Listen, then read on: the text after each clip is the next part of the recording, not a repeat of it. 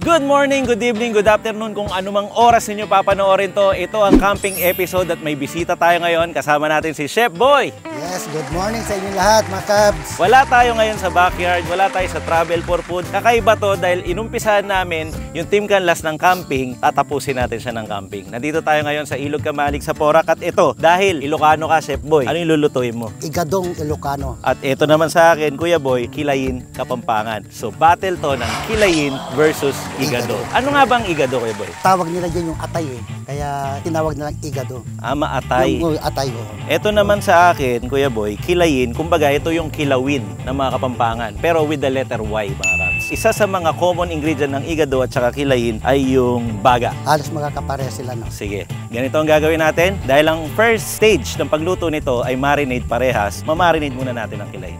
Game!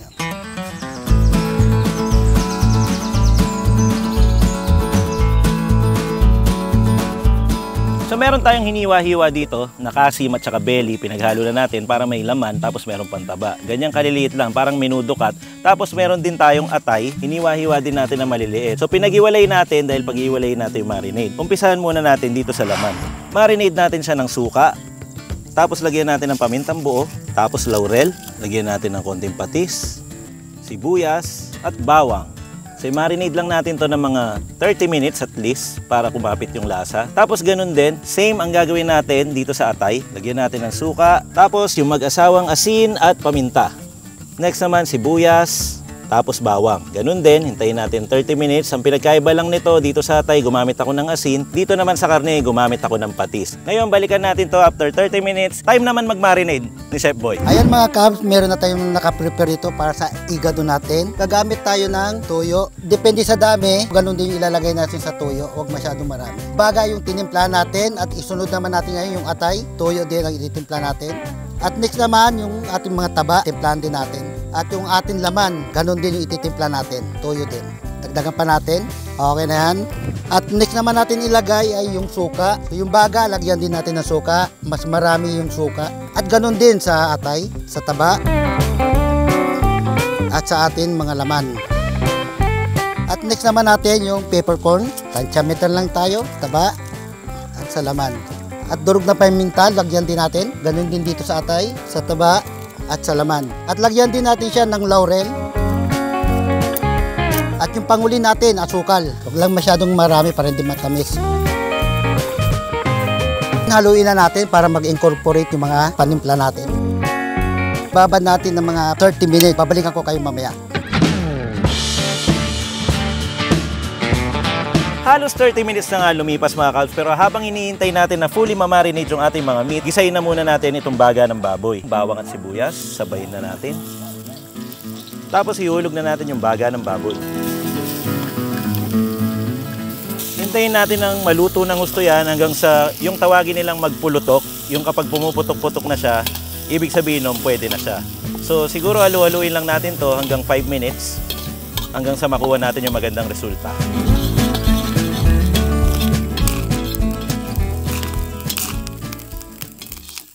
Ayan mga kabs, kung mapapansin nyo, nung pinatay ko yung background music, halos naririnig nyo na yung pulutok nung baga. Kaya siya tinatawag sa amin na pulutok dahil yung tunog na yon. So kapag ganun na, okay na to, pwede na nating iset aside dahil mamaya, ipang sasahog natin to dun sa Kilayin. Kunin na natin. Gamit yung same na pinagprituan na kawali, maglagay ulit tayo ng mantika. Huwag nyo nang hugasan yan para mas malasa. Magigisa ulit tayo dito ng bawang at sibuyas. At kapag lumabas na yung amoy o aroma ng bawang at sibuyas, pwede na natin ilagay yung minarinade natin kanina. Hindi muna kasama yung sabaw, yung karne muna. Tapos haluin natin hanggang sa maburan na yung mga nagkakamera sa usok. So basically, para lang tayo nag-aadobo na puti. Yung adobong walang toyo, kung tawagin nila. Parang ganito lang din yun. Ang kaibahan lang, maglalagay tayo ng iba't ibang sangkap katulad ng baga ng baboy. Masarap yan. Nasa pagsangkot siya yun, nasa way ng paghawak mo nito, galing sa puso. At may kunting indak. Ipahindak-hindak ka pa, ha? Pero ganito nga kasi masarap na pagluto sa kilay. Nahayaan mo siyang lumabas yung natural juice ng baboy. Katulad ng nakikita nyo ngayon, yun yung kumukulo. Hindi ko pa yan nilagyan ng kahit anong sabaw. Pusa siyang naglabas ng sarili niyang sabaw. Kapag ganyan na itsura, medyo brown na at alam yung paluto na yung baboy, pwede na natin lagyan yan ng sabaw. Konting tubig muna. Yan. Makakatulong din to para palambutin pang husto yung baboy. Tapos yung pinagmarinadan natin kanina, iuhulog na rin natin dyan. Kung mapapansin nyo, hindi ko pa nilalagay yung atay ng baboy kasi panghuli usually yun dahil iniiwasan natin na mag-overcook siya dahil baka tumigas. So habang iniintay natin kumulo ng husto, itong kilayin natin, dun muna tayo kay Kuya Boy para magluto ng igado. Habang iniintay natin maluto yung kilay ni Cub Jess at syempre umuulan, lumipat muna ako para makapagsimula na rin ako magluto. Halos 30 minutes natin ito nababad. Ngayon naman simulan na natin mag-isa, bawang at sibuyas. Ihalo-halo lang natin hanggang sa lumabas ang aromatic nito at maging translucent yung ating sibuyas. Ngayon naman ilagay na natin yung ating taba at siniperate ko yung sabaw nito. Ihalo-halo lang natin siya hanggang sa lumabas yung mantika. At habang iniintay natin yung niluluto ni Chef Boy, balikan lang natin tong kilayin dahil napagmantika na po natin ng maraming mantika itong ating kilayin dahil sa tagal natin siyang sinimmer. Oras na para ilagay natin tong minarinade nating atay, isama na natin pati yung sabaw, pampadagdag lasa. At dahil nga nahulog natin yan, may suka na naman siya, balansihin natin siya, lagyan natin ng patis. Tapos adjust ulit tayo sa apoy para maluto natin agad yung atay. Itong susunod kong ilalagay, optional lang. Pwede nating lagyan niya ng pampakate. Nilagyan ko siya ng siling pangsigang at saka siling labuyo. At kapag medyo luto na yung atay, pwede na nating ilagay yung baga na pinirito o ginisa natin kanina. Ihulog lang natin dyan. Tapos tamang halo lang. At presto mga Kabs! Meron na tayong kilayin Kapampangan. Hinihintay na lang natin yung kasunod, yung igadong Ilocano kay Chef Boy. At dahil tapos na si Cub Jess, dito naman tayo sa ating nilulutong taba. So halos lumabas na yung mantika. Ngayon naman ilagay na natin yung ating baga para sabay na sila maparsek. Kung kay Cub Jess, yung tawag niya sa niluluto niya, pulutok. Sa amin na naman mga Ilocano, ang tawag sa amin ito, parsek. Ayun mga Cub, naparsek na ang ating taba at baga. Ngayon naman ilagay na natin yung laman. Igisa lang natin siya maigi at palambutin natin.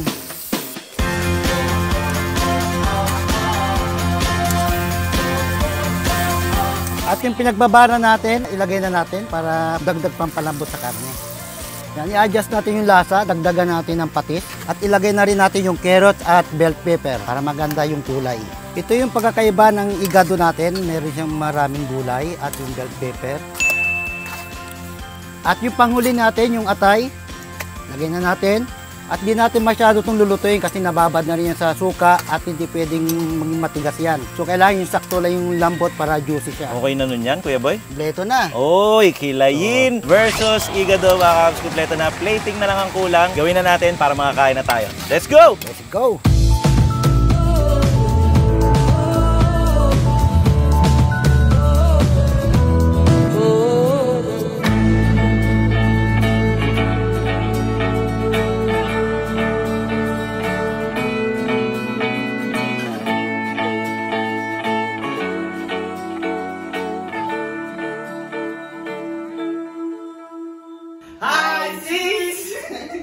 Manganta na mga Kabs! Manganta yun mga Cub! Ayun, Ilocano at saka Kapampangan. And welcome dito sa Ilog Kamalig, dito sa Porac, Pampanga para mag-camping at cooking nitong kilayin at igado. Napagpalit ko na pala. So ibig sabihin magtikiman na tayo. Oo. Hindi, yung luto natin. Yung luto natin. Tapos nag-exchange gift na tayo. So tikman na natin. Ay, bago natin tikman yan, gusto kong humugot dito na kasi pagka cooking na ganito, nauuna ang rule number eh. Ang pagbabalik ng rule number 1 mga Kabs. Uy. Kuminom muna tayo nito. Patay tayo dito. Yan, buksan mo muna. Cheers tayo, cheers! Finally, rule number 1. Let's go. Konti lang. Tapos tama na. Umaya naman. Okay, tingnan ko muna yung igado ni Chef Boy. So nakikita natin dito mga Kabs, pinagmantikaan niya talaga yung luto niya. Tapos ang daming gulay. Makikita mo na parang parehas siya eh. Yung sangkap, puwera lang sa mga gulay eh. So meron siyang baga, meron siyang taba, meron siyang laman. Katulad lang din nung kilayin. Pinagsama-sama ko na para sumabog na.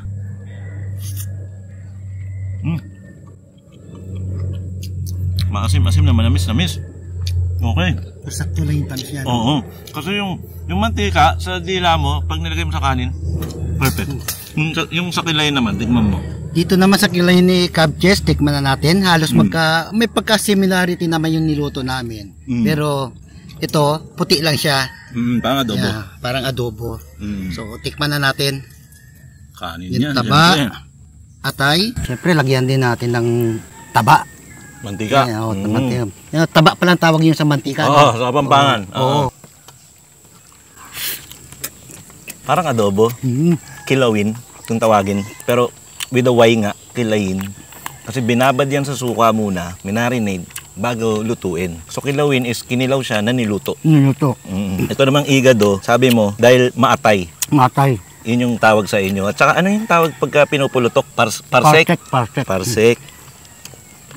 So ito talaga yung counterpart ng kilayin, no? Yung igado. Meron pa, Ilocano at Pampangan, sisig at dinakdakan. Parang ganun siya. Umuusok pa, Chef Boy, oh. Tapos kanin. Tapos yung taba na sinasabi, mantika nga daw, yan. Pero hinahinay lang sa ganyan. Paminsan-minsan lang. Pag may camera lang. Pampagana. Palaban pala to. Diyos ko po, ang lutong.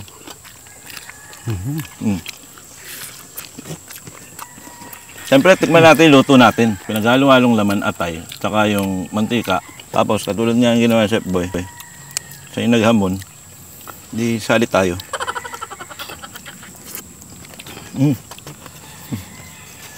Ang lutong ng ng sili. Bagong-bago, no? Mahal kasi. Crunchy. So, tikman ko rin yung igadong Ilocos. Lagyan din natin ng taba. Pero titignan mo kung walang gulay yan, parang kilayin din eh. Oo. Pero ganyan ba talaga yung igado sa Ilocano? Yung iba kasi na natitigman ko, halimbawa sa restaurant, sa karinderya, minsan parang may tomato sauce. Bakit ito wala? Sa parting Ilocos kasi, hindi sila gumagamit ng tomato sauce kasi hindi naman kailangan lagyan eh. So, hindi tamang paraan yun na pagluluto ng igado. Kung baga modernong version na yun. Saka iba, nilalagyan din nila ng aswete para may kulay, magkapula. Bakit? Pwede naman kasi mag-innovate. Kung baga kahit authentic yan, pwede mo naman i-twist. Parang yung sisig, pwede mo lagyan ng mayonnaise. Pwede mo lagyan ng itlog. Diba? Ganun na yung moderno ngayon eh. So nga pala mga kauts ha, Chef Boy TV. May sarili siyang YouTube channel. Siya ang special guest natin ngayon. Hindi naman siya nandito palagi. Kung baga may guest tayo. Kasi malapit siya dito sa Porac. Taga-Bataan si Chef Boy. Tsaka sa mga, yun nga, yung mga baka naninibago kayo, nagtataka kayo, wala si Mayor. Si Mayor TV po eh, hindi na regular sa Team Ganlas. Sa ngayon eh, meron tayong mga pag-guest. O kaya naman eh, magta-travel tayo ng solo trip. Yun. Tsaka mga battle. Dapat kasama si Chef Boy dun sa last battle eh. Kaso, inaabot Chef Boy eh. Wala eh. Wala tayong magagawa eh. Kakakain mo kasi ng kung ano-ano. Okay, lain ulit. Ako, dahan-dahan, Kuya Boy. Ako'y nininervous na yun. Minom na ako ng gamot kanina. O, sige. Sabi mo yan eh. Tapos, tabunan mo. Kunin mo ulit. Kain muna tayo, Kuya Boy, no? Concentrate lang kami. Siglit lang. Babalik po kami.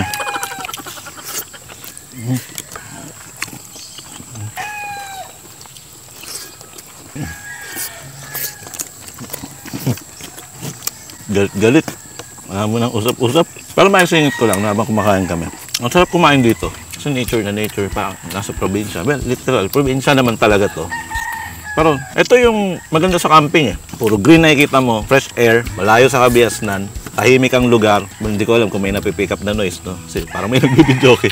Pero overall, payapa. Payapa po dito sa Ilog Kamalig. Ang Ilog Kamalig kasi nasa Porac. Kung nakikurious kayo sa lugar nag-base naman to at nag-Google Maps. So iba pa rin ang experience pag nandito ka. Yung lulutuin mo siya dito mismo, yung paghihirapan mo siya dito mismo. Actually, sa totoo lang, pinaghirapan namin ni Chef Boy ito kasi ulan ng ulan. Alas 5 na umaga nandito na kami, madilim pa, tapos nag-uulan. Kaya pahinto-hinto kami ng luto. Pero finally, at last, natapos din, na-deliver din. Kaya ito, enjoy na enjoy kami sa paglasap. Masarap talaga kumain pag dito sa bukid, no? Oo. Tapos tabi pa ng ilog. Iba pa rin talaga, no? May ilog pa sa likod namin. Ewan ko kung nakikita. Dati na kami pumunta dito, Chef Boy. Around yun eh, February yata, parang ganun. Or January. Parang year-ender na rin ng Team Canlas ng 2024 to. Camping, dahil inumpisahan namin ng January 2024 ng camping lang din. Kaya marapat lang. Ito ang perfect ender ng taon. Tapos 2025, marami na naman tayong bago. Dami mong kanin Dami mo nilagay. Ewan ko, mauubos ko to. Sa totoo lang kasi mga kabs, kanina pagdating namin, nag-almusal na rin kami. So nagluto tayo ng fried rice, mga hotdog, gano'n. Nag-live pa nga tayo sa Facebook kanina. Ito lunch na. Mga oras na to 11 AM na po. Kumain kami kanina alas 7. 4 hours, sakto. Baka makalimutan ko, gusto ko magpasalamat sa mga tumutulong sa atin dito, sa Ilog Kamalig. Bukod sa mga kasama natin ngayon, shoutout kay Ate Malu, na pinagluto din tayo. Tapos shoutout din kay Tatay Sito, na ina-assist tayo dito sa Ilog Kamalig. At shoutout din sa mga kasama natin sa likod ng camera, na mga bots players natin previously. Hindi ko alam kung kayang ibaling ng camera. Ayan sila. Ayan. Yan po ang mga bot players na ina-assist tayo ngayon para mabilis ang galawan natin dito sa camping. Kaya maraming salamat sa kanila. At shoutout din sa Chef Boy TV. Kung may oras kayo, bisitahin nyo pagkatapos ng video na to, di ba? Oo. Ano ba yung mga ginagawa mo dun ngayon bukod sa sa trabaho mo ngayon? Ano pang mga ginagawa sa Chef Boy TV? Pag meron akong day off, yun, Sabado, Linggo lang, yun yung time lang na pwede mag-vlog kung may oras. So, dalawa naman ang trabaho ko Minsan, sa dati kong trabaho, nag-on-call ako. On-call, okay. Oo, on-call. Drive pa din, no? Oo, sa barko, saka sa bago kong pinagdadrivean na ka-church namin. So, pwede mag-shoutout. Tama. Shoutout sa mga taga-Light Church. Shoutout po. At saka sa asawa ko na iniwan ko, sorry. I love you. Si Ate Tina. Sagot ka. Kung may message sa akin yun, iniwan na. Kasi maaga kami nagkita, 4 AM, para pumunta dito. Dumating kami dito, 5 AM. Message sa akin na ni Chef Boy. Iniwan daw siya. Nagot ka, good luck sa'yo pag uwi. Hinahabol ko kasi yung oras kasi yung mga babae, ang tagal pagkikilos Hindi totoo yan. Nagot ka. Ay, hindi ka kasama. Alam ko naman, mabilis ka kumilos Wala ako dyan, ha? Mukoy damay dyan. Sabay ba ako Ako, labas ako dyan. Mga plano mo yan sa buhay, ha? Basta tayo, nag-schedule tayo na mag-camping. Malapit lang si Chef Boy dito. Porak kasi ito, tapos Dinalupian. Halos susunod na bayan, konti na lang. At maisingit ko na rin mga kabs, no? Meron akong pinost sa Facebook page namin, kung hindi kayo familiar, sa Team Canlas TV page. Meron po yan sa Facebook. Meron akong pinost doon na tungkol sa Casa Canlas, yung staycation ng Team Canlas. Parang botohan siya. Nangingi ako doon ng support na iboto, kaya thank you very much sa lahat ng bumoto sa Casa Canlas. Sa mga oras na to, habang sinushoot namin to, hindi pa tayo panalo. Lamang pa yung kalaban. Sana kapag napanood ng mga Cubs to, tulungan tayo na paangatin yun. Parang Cubs Nation Power. Parang we need backup mga Cubs. Kasi tayo yung page namin, tapos meron doon botohan. Poll. Yung poll na pipili ka na iboboto. Piliin nyo lang yung Casa Canlas. Para kahit paano makaangat ng konti. Pag nakapag-boto na pa, hindi na pwede bumoto. Hindi na Hindi na. Isang boto lang bawat profile sa Facebook So yun.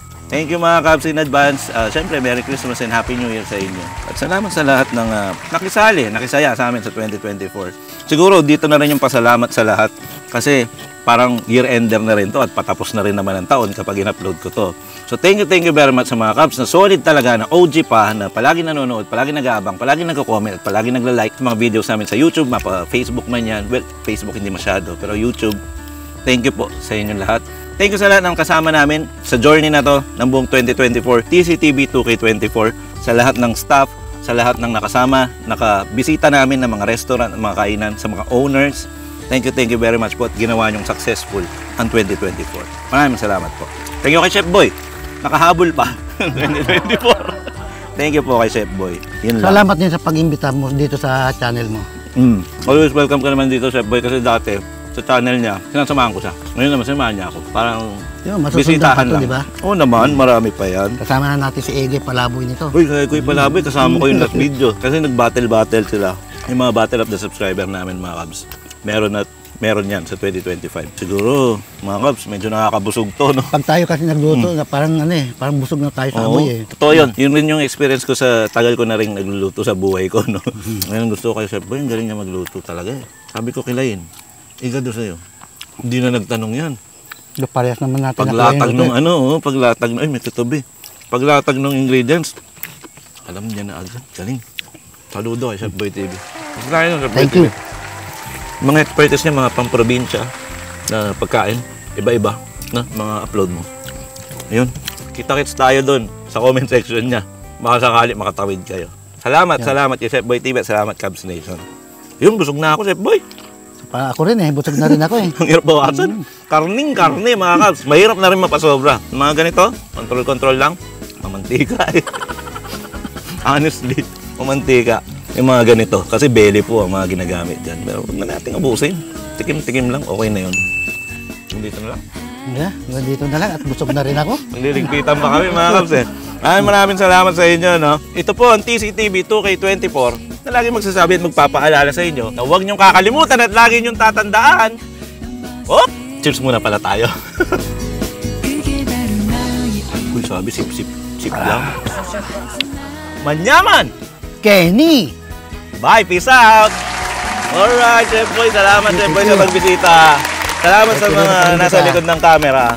Salamat sa mga pumapalakpak. Salamat sa inyo lahat.